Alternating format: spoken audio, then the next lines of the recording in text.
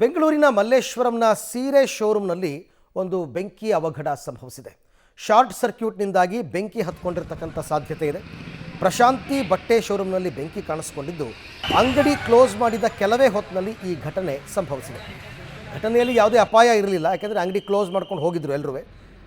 ಅಗ್ನಿಶಾಮಕ ದಳದ ವಾಹನ ಆಗಮಿಸಿ ಬೆಂಕಿಯನ್ನು ನಂದಿಸಿದೆ. ಅಲ್ಲೆಲ್ಲ ಅಂಗಡಿಗಳು ಒಟ್ಟೊಟ್ಟಿಗೆ ಒಂದ್ರ ಪಕ್ಕ ಒಂದು ಅಂಟುಕೊಂಡಿದೆ. ಸೊ ಬೆಂಕಿ ಬೇಗ ಆರಿಸಲಿಲ್ಲ ಅಂದರೆ ಅಕ್ಕಪಕ್ಕದ ಅಂಗಡಿಗಳಿಗೂ ತೊಂದರೆ ಆಗ್ತಿತ್ತು. ಬಟ್ ಅಷ್ಟರಲ್ಲಿ ಅಗ್ನಿಶಾಮಕ ವಾಹನ ಬಂದು ಬೆಂಕಿಯನ್ನು ನಂದಿಸಿದೆ. ಪ್ರಶಾಂತಿ ಬಟ್ಟೆ ಶೋರೂಮ್ನಲ್ಲಿ ಈ ಅವಘಡ ನಡೆದಿರೋದು ರಾತ್ರಿ. ಬೆಂಗಳೂರಿನ ಮಲ್ಲೇಶ್ವರಂನ ಸೀರೆ ಅಂಗಡಿ ಒಂದರಲ್ಲಿ ಸದ್ಯ ಬೆಂಕಿ ಅವಘಡ ಸಂಭವಿಸಿದೆ. ಗಮನಿಸ್ತಾ ಇದ್ದೀರಿ, ಪ್ರಶಾಂತಿ ಎನ್ನುವಂತಹ ಶೋರೂಮ್ ಒಂದರಲ್ಲಿ ಬಟ್ಟೆ ಅಂಗಡಿಯಲ್ಲಿ ಬೆಂಕಿ ಅವಘಡ ಸಂಭವಿಸಿರುವಂಥದ್ದು. ರಾತ್ರಿ ಸುಮಾರಿಗೆ 10:30-11 ಗಂಟೆ ಸುಮಾರಿಗೆ ಘಟನೆ ನಡೆದಿರುವಂಥದ್ದು.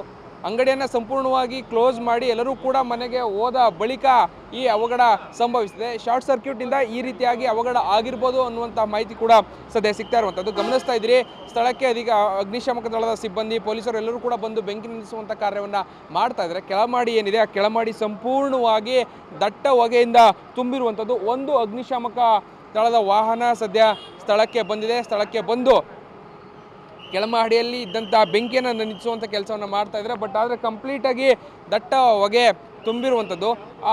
ಅದೃಷ್ಟವಶಾತ್ ಅಂದರೆ